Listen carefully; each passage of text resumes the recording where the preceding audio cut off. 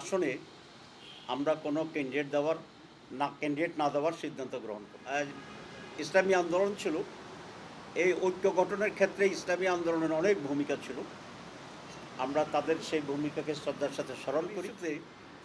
তারা নিজেরা আলাদা নির্বাচন করার জন্য সিদ্ধান্ত নিয়েছেন, আমরা নির্বাচনে তাদের সফলতা কামনা করি। মানে যিনি পিসাব আমির, উনি নির্বাচন করবেন না।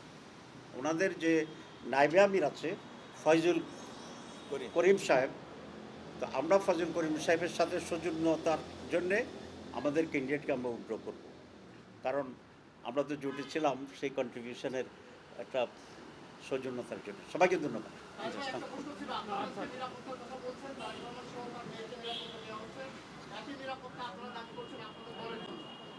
সাধারণ জনগণের নিরাপত্তার কথা আপনারা বলেছেন কিনা, এক দুই হলো কারণ, কিন্তু সাধারণ জনগণের নিরাপত্তা